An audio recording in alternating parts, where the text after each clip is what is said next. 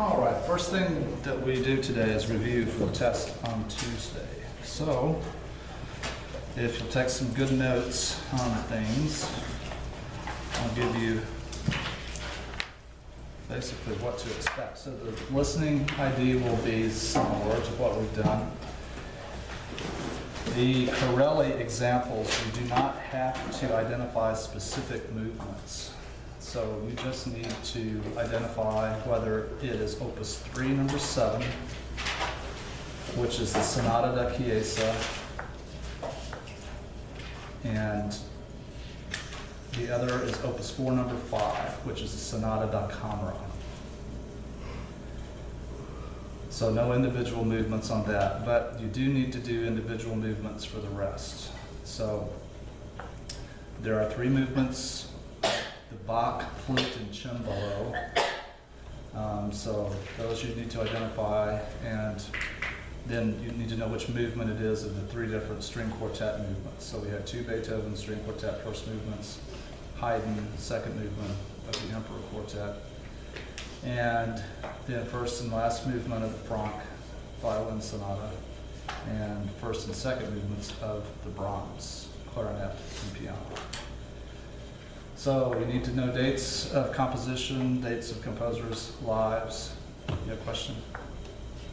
All those are like on a separate track on the website, right? On the listening, Opus 3 number 7 is on 1 track, but Opus 4 number 5 has each of the movements indexed.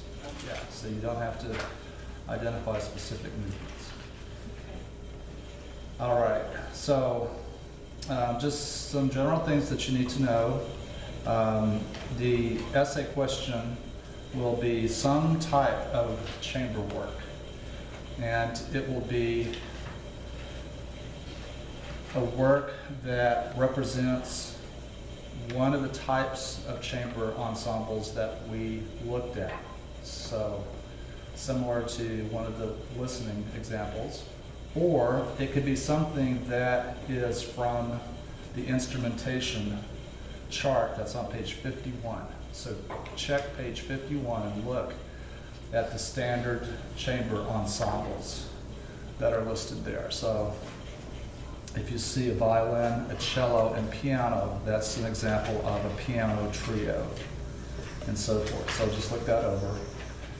And then you should study still those 2 charts that are on page 165 and 229, so that you have appropriate terminology to describe musical style. So on this prompt, I will give you again these different characteristics that I want you to mention something about: melody, rhythm, harmony, form, texture, and so forth. So be sure that you mention the genre. So if it's an example of a string quartet, then you should say that. You can make statements as far as, well, this looks like it's a fast movement, so that would indicate first or last movement. You know that with classical and romantic chamber works, that they're based on the sonata cycle principle. So you have opening movements in sonata allegro form, and slow second movements in contrasting key, and so forth. So you can make usually some kind of statement according to the tempo of the work. And, so that will be the essay portion. Then, as far as some specific things that you should be prepared to do, you should be able to describe the sonata, what it initially referred to, which is that it was a title that designated a work for instruments, specific combinations of instruments. This is something that arose in the Baroque period, so in the 17th century. So you'll find it in works like Italian opera, where you would have instrumental interludes or opening instrumental passages that would set the scene or would be played while the scenes were being changed. By 1660, so into the second half of the 17th century, the 2 types of chamber sonatas that arose were Sonata da Camera, Sonata da Chiesa. So be able to compare those two types. And the main difference is whether or not they featured dance movements. So Sonata da Camera was a collection of dances for the most part. And Sonata da Chiesa didn't feature dance movements. So dance movements were associated with binary form, so that's an important form that you should mention. And we even talked about the form that's known as rounded binary form and how that was a direct predecessor to sonata allegro form that emerged in the classical period. So let me give you a few things just that you should be able to talk about here with rounded binary.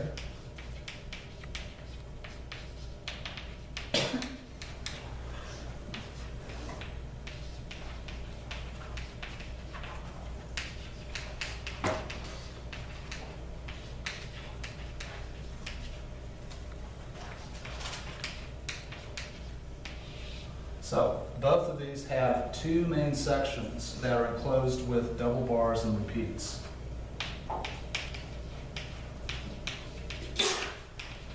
Thank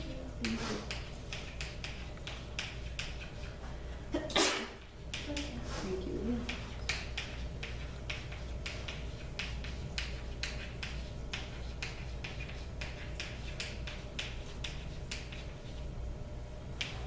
They both have the same overall harmonic plan of tonic, dominant, tonic.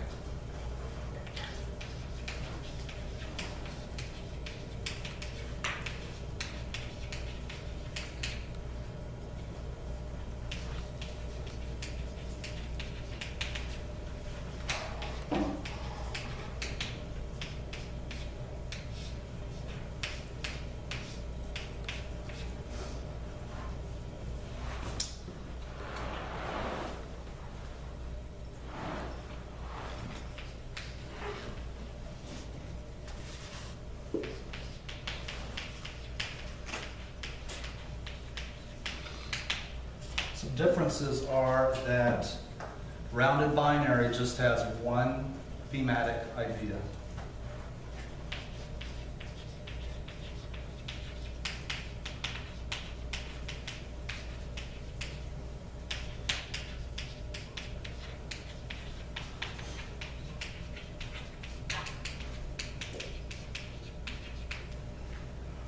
But in the second half, they both feature a restatement of that main idea in tonic.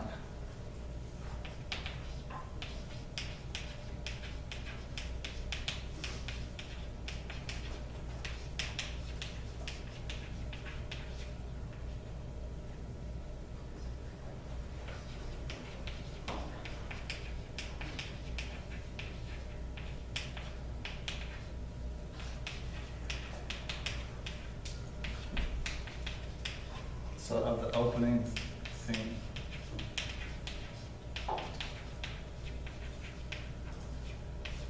So this is just that idea of a recap.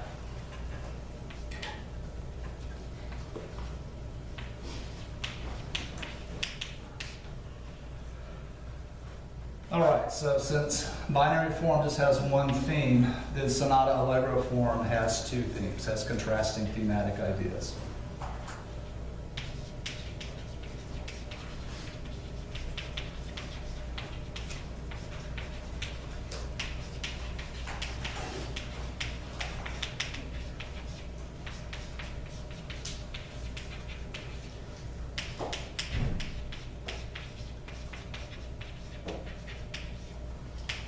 And then just the final general thing is that sonata allegro is longer, it's bigger.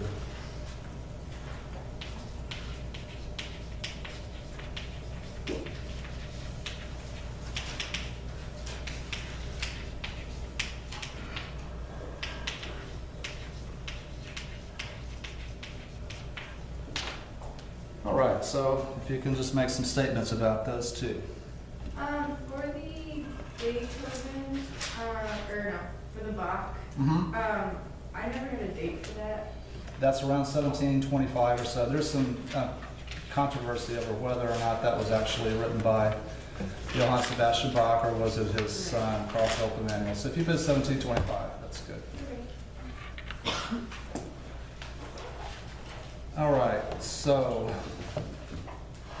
be prepared to talk about musical characteristics of Corelli.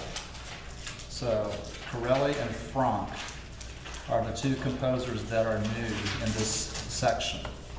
So look over your notes as far as musical characteristics of their styles.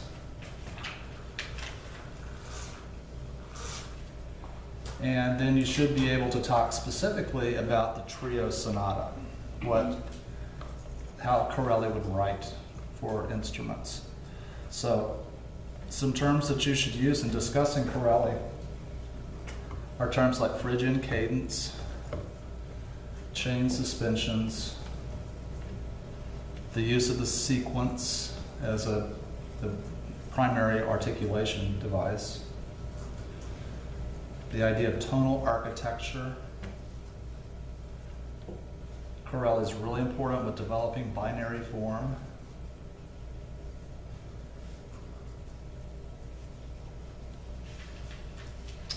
And just look over that list of things that I gave you as far as, the fact he just wrote instrumental music. He's basically writing string music.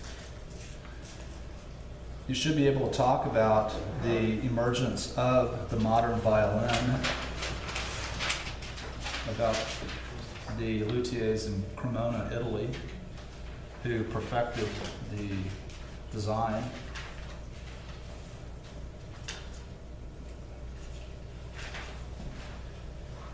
Then you should be able to talk a little bit about the emergence of the classical style, the Viennese classical style. So specifically, talk about the Galant style, what's involved with that. So this is the style that was associated with a simple, direct expression and takes the attitude of delighting and pleasing the listener. So it's intentionally simple. It also had closed phrasing, homophonic textures. It was very popular in Italy, in France, in England. So you should know some composers of that. So Telemann is considered an important Galant style. Sammartini was an early pre-classical symphonist. So the term pre-classical just encompasses all of these early styles that were emerging. So the Galant style is one important style that became, all those ideas became part of the Viennese classical style of Haydn and Mozart. Then the North German style is also an important style that was associated with C.P.E. Bach. So be sure you mention C.P.E. Bach, who's sometimes described as the father of the classical style. That's how important he was with the development of this new type of music. And the Empfindsamer-Stil, which translates sensitive style, and see if you can spell that correctly. Okay, can you do that? So it starts with EMP, and then like find, F-I-N-D, and S-A-M-E-R. So that had to do with the element of contrast. So unexpected elements in the music.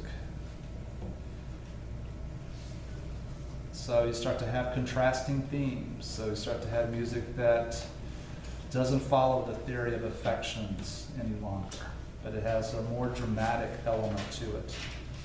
So contrasting A theme, B theme, or you would have unexpected pauses, or have dramatic tremolos.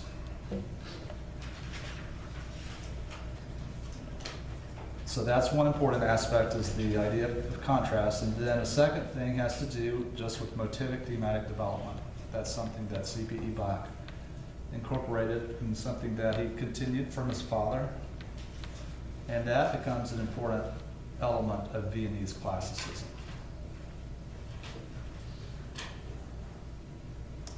So Bach's two children, C.P.E. Bach in Prussia, which is in North Germany,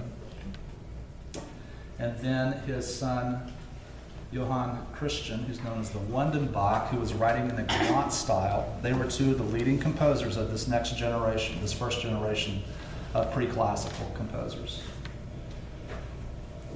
London Bach was the one who had the big influence on Mozart when Mozart was a child.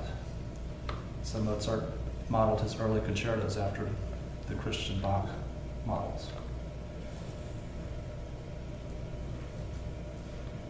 So with the Bach flute and cembalo sonata, you should know the forms.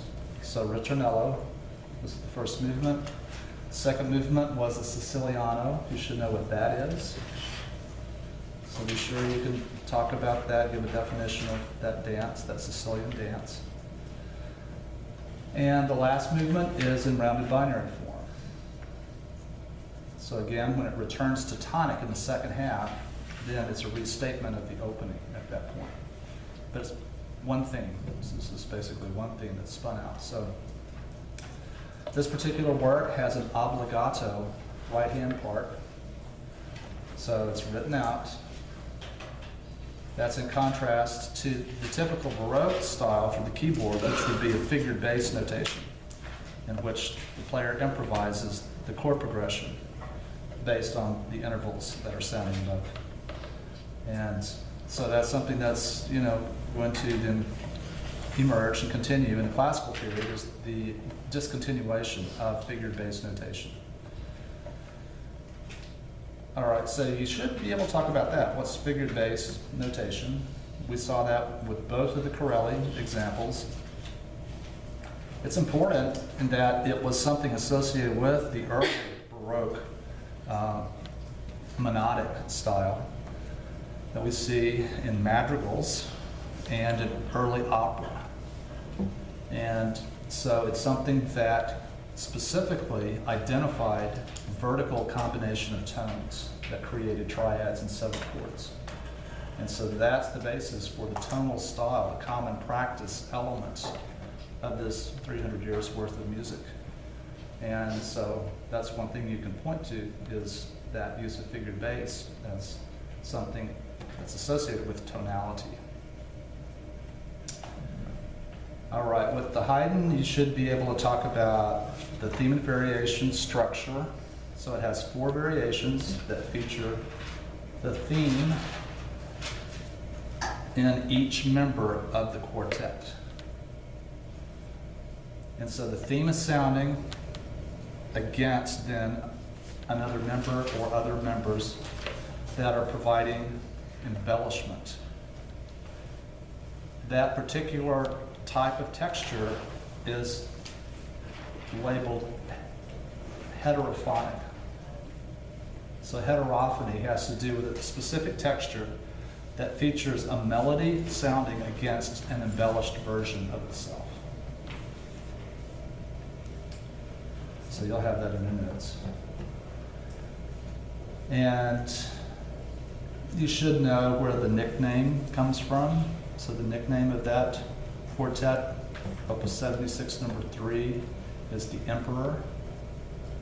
So it's from the theme for that second movement that we listened to,